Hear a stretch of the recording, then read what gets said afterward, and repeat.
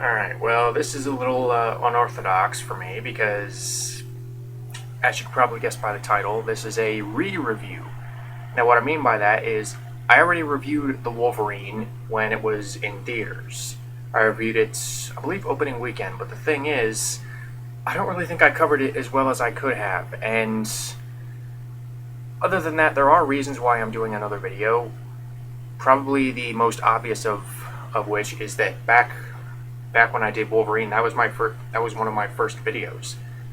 So I was still obeying the YouTube 15-minute rule, like your video cannot exceed 15 minutes. And really looking back at it, in hindsight, I don't really think 15 minutes was enough for me, being me, to really cover everything I wanted to cover on that movie. And in addition, this provides me with more of a retrospective look at the movie rather than just a first impressions video, which in essence that was. I mean, that really was just me getting back from the theater and recording a video and then going about my day. Whereas now it's been almost a year. I've seen it more. I've seen it a few more times, and I can really appreciate, or at least I hope I can appreciate, some of the things that I may have missed, and I may discuss some of the things that may not have worked as well as they seemed to the first time around. Well, the plot is it takes place after X-Men 3, after Wolverine was forced to kill Jean Grey, the woman he loves, because she was killing people with her Phoenix alter ego. Now, how is he coping with his grief? Well, he has gone into hiding. He's up in Canada. He's living as a hermit. He's living in caves. He has this big thick beard. He has this long, lanky Tarzan hair. And all of a sudden, he's approached by this woman, this Asian woman, this Japanese woman named Yukio, who is also a mutant, who possesses this precognitive sense. She knows when people are going to die, which comes in handy considering she's an assassin. But I digress. He's approached by Yukio, and she basically bears a message from Yashida, the head of a big time corporation in Tokyo, Japan. And basically, Yashida claims that Wolverine saved his life back in World War II, and Yashida is dying right now. So what eventually starts as a simple wish to say goodbye, since he's on his deathbed, Yashida then reveals to Wolverine that he wants to take his healing factor away. He wants to say he's not ready to die. To die is basically what he's saying, and he basically appeals to Logan by saying, immortality can be a curse. Soon you may run out of things to fight for, especially seeing those you care about continuously die. Which is a good point. And through various twists and turns, the plot becomes more complicated, and Wolverine is forced to not only team up with Yukio to fight against a bunch of ninjas and the Yakuza, but also he is forced to take under his wing and protect the granddaughter of Yashida, named Mariko. And throughout this more personal journey, he can overcome some of his demons and some of his regrets. So maybe he can find something else to live for. So that's the basic premise, without giving too much away. Hopefully I didn't give too much away, but yeah, the premise is pretty promising. And again, I have not read the Frank Miller story that this is based on. Imagine me, I have not read this Frank Miller work. I think the only thing by Frank Miller I've read, I know this makes me out to be a bit of a heretic among comic book fans, but the only thing by Frank Miller I've actually read is The Dark Knight Returns. I still have yet to read Year One, and I have yet to read the Japan saga in the Wolverine comics, but it's loosely based on that. What with the characters of Mariko and Wolverine in Japan, learning the ways of the samurai and so forth. So already you have a recipe to do something very different. Not only as a standalone Wolverine movie, but also but also taking this franchise and this character in a direction that we haven't really seen before. I mean, up until this point, we had basically only seen him as part of a team. Even in his first solo movie, the X-Men Origins Wolverine, he was constantly teaming up with other mutants like Victor Creed and John Wraith and Gambit and Victor Creed again. So he was really never on his own, at least not until this movie. So already I'm hooked by the premise, and I can safely say that this is a pretty good movie.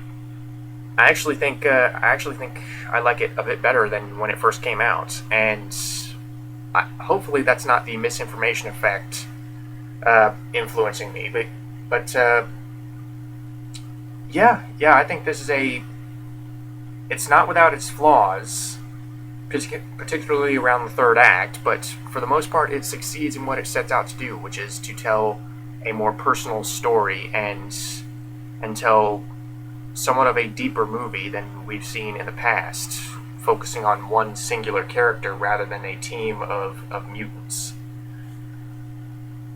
When it comes to the acting, what can't I say about Hugh Jackman that hasn't already been said? He has always been the perfect Wolverine, and that remains true here. And the way that I think this is the biggest he's gotten over the entire franchise. I mean, he is huge in this movie. I mean, not quite Bane huge, but he definitely pumped up. He rose to the challenge.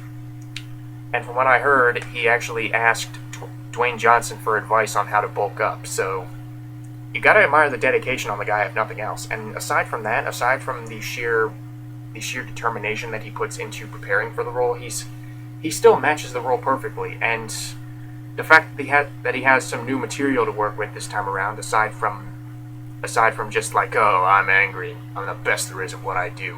Aside from that, he has some, like I said, some more personal, more almost more cerebral material to work with this time around. Some more emotional stuff.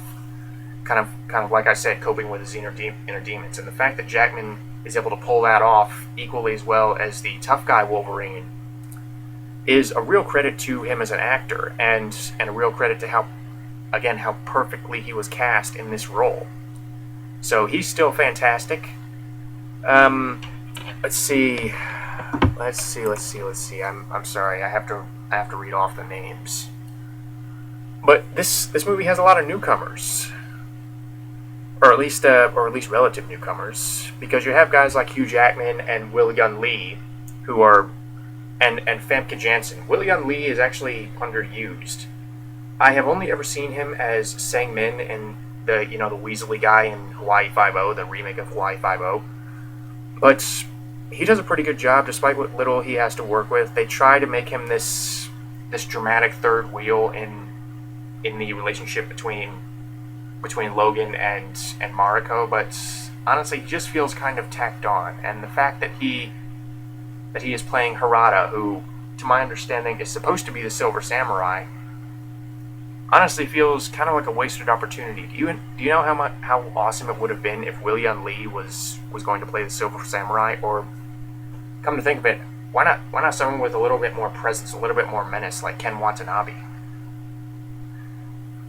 Man, that would have been awesome. But as it is, Will-Yun Lee does a decent enough job. He does a pretty good job with the physical stuff, as well as what little dramatic material he has to work with. He's probably the one who is most wasted here, unfortunately.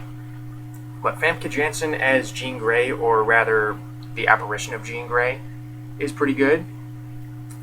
Again, having some different material to work with. She's not the Jean Grey you remember. She's very much influenced by Wolverine's mental state, because she's being all seductive, and she only appears as this very creepy apparition in his dreams, but you can still tell it's the same character, kind of leaning more towards the Phoenix personality.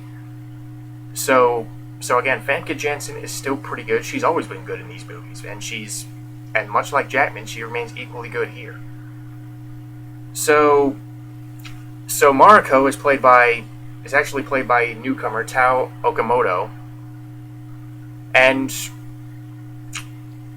for someone who doesn't really have a whole lot of experience in acting, her and Ryla Fukushima, I'm sorry, they actually handled themselves pretty well. I mean, looking at them, you probably would not guess that that they've never really acted in something this big before. So to be able to find talent like that, I think is a real credit to the people who worked on this movie, because you don't really feel like these people were cast because of reputation. This is not like when Michael Bay cast Rosie Huntington Whiteley as the girlfriend in Transformers 3. It's not like that, where like, oh, we just need a pretty face. No, they actually give these two characters, Mariko and Yukio, some real emotionally resonant material to work with. And actually, Ryla Fukushima, she actually proves herself to be a pretty capable action star. I mean, I don't know how much of her stunts that she did, but she looks pretty capable when she's wielding her sword. And Mariko, she doesn't really get quite as much to do, but she functions pretty well as the emotional center to what Wolverine is going through in this movie. She seems like the appropriate person in how she's played to really bring Wolverine back down to earth and really give him a reason to live. And you don't get the sense that, oh, he's only going on for the sake of some girl. She really helps him sort through these problems without going too deep into it. And the action scenes are pretty good. The action scenes are exhilarating. I will give them that. And this is probably the most intense in terms of content that we've seen Wolverine indulge in these movies, because obviously you're not going to see him slice people up into pieces in a PG-13 movie, because we can't have that. We can't have an R-rated summer blockbuster, or at least not in the X-Men franchise, which has always been PG-13. So Wolverine fans may have felt kind of cheated up to that point, and yeah, this thing was a PG-13 on release, but having seen the extended cut, there's more blood. And I'm not saying that from the perspective of someone who likes a lot of gore in his movies. I'm just saying that the extended cut of this, and even the theatrical cuts, the theatrical cut shows more blood than we've seen before. The fact that they do go for a bloodier route this time around is actually paying a lot of respect to the Wolverine character, because this is someone who is indestructible and comes with these claws that he uses to basically disembowel and slice people up. And to have him be relatively bloodless throughout the entire franchise is something that this movie thankfully throws away. This is a Wolverine origin story, and or not really an origin story, but this is a standalone, a solo Wolverine movie. Let's get some blood in there. So I was grateful for that, and the action scenes themselves are shot very well. I mean, when Wolverine fights the ninjas in the snowy village, or when Wolverine fights the Yakuza on top of the bullet train, yeah, scenes like that are over the top, with the ninjas doing all these flips and kicks, and the Yakuza and Wolverine kind of jumping on top of the bullet train. Those are over the top by normal standards, but honestly, they didn't really take me out of it too much. Maybe that's due to the grounded nature of the rest of the movie, but even though these scenes somewhat contrast with certain other scenes in the movie, certain more dramatic atmospheric scenes, they don't take you out of it. They don't go so over the top to where, like, okay, this is ridiculous. The bullet train probably comes the closest, but even then it's more exciting than goofy. And thank God no shaky cam. really the only point where the action scenes go too over the top is toward the end, where it gets pretty cartoonish. And I'll get to that in a second. Actually, no, I'll get to it now. Really, where this movie really falls apart is in the third act. The third act gets kind of cartoonish, and it goes kind of overboard with what they're showing on screen. I'm not talking about anything. I'm not talking about Game of Thrones style nudity or sex or violence or anything. It's just Wolverine fights the Silver Samurai, who it turns out is this giant CG robot.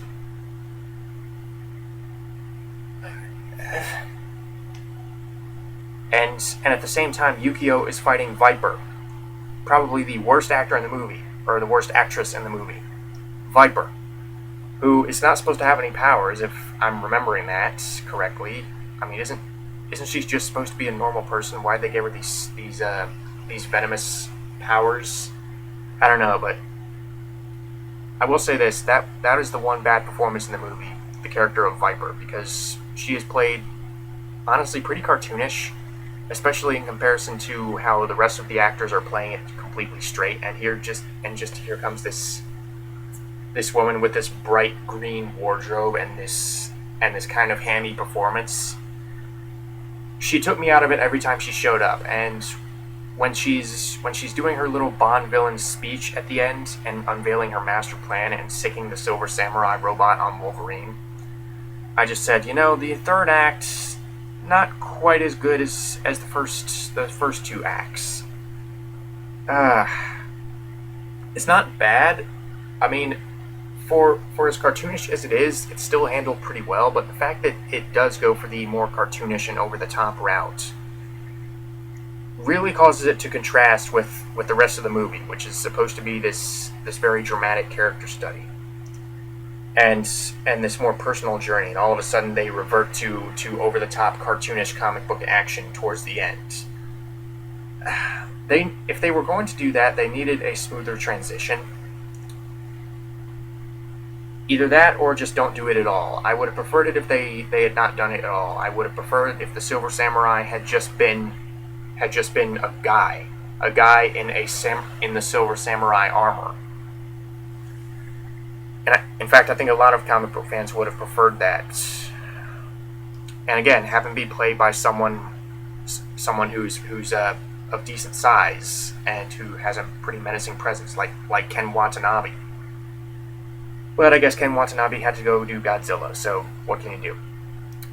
But overall, I do like this movie. It's certainly a much better movie than Origins. I mean, I realize in the eyes of many that's not really saying a whole lot, but for the most part, it succeeds at what it sets out to do, which is to demonstrate a more personal story of Wolverine in a way that we haven't necessarily seen before. What with the samurai aesthetic and being set in Japan, and really drawing parallels between Wolverine and a Ronin. So yeah, it's those moments that really stick out, and the moments where they do take you out of it with the occasionally hammy performance by Viper, and like I said, that last 20 minutes or so. I don't really think it's those moments that are going to stick with you. I think it's going to be the very character-driven moments that really resonate with people. And in my opinion, the good in this movie far outweighs the bad, because you have really good performances all around, except for Viper. You have action that's very well shot. A lot of scenes with minimal dialogue that are very atmospheric, especially the rain scenes. And you have pretty strong characters, but they don't eclipse the main character, who is supposed to be the main character, Wolverine. Not like X-Men Origins, where they were determined to cram every single recognizable character in there. These are relatively unknown, at least if we're talking mainstream. These are relatively unknown characters. I mean, mainstream audiences don't really know who Mariko is. mainstream audiences don't really know who Yukio is. So, yeah, in all those respects, I think this movie succeeds. I mean, yeah, it is flawed, particularly in the third act, but again, those flaws I don't really think are going to stick out as much as the strengths that this movie boasts. So, yeah, I would like to see a sequel, and I also liked James Mangold's direction, how confident he was in his direction, because I have liked his previous movies, Walk the Line and 310 and the remake of 310 to Yuma. So James Mangold, I think, is a pretty good candidate to direct the Wolverine sequel. The costume design, the set design are suitably very pretty to look at. They do stick with the aesthetic of Tokyo. You do get to see numerous parts of Japan in this. I mean, you see the very neon sign filled city portion, while you also get to see the outskirts, over by Nagasaki and whatnot. So yeah, I like this movie. It's not as good as some of the other ones, but again, it's a perfectly enjoyable flick that really, again, where its strength really lies is showing this character in a location and in a way that we haven't really seen him before. So yeah, I recommend it, and bring on the sequel. I don't usually say that, but if this movie is any indication, and if James Mangold's track record is any indication, then yeah, I would like to see a sequel, especially considering how good X-Men 2 turned out. Sequels tend to turn out, or first sequels anyways, tend to turn out pretty good in this franchise. So yeah,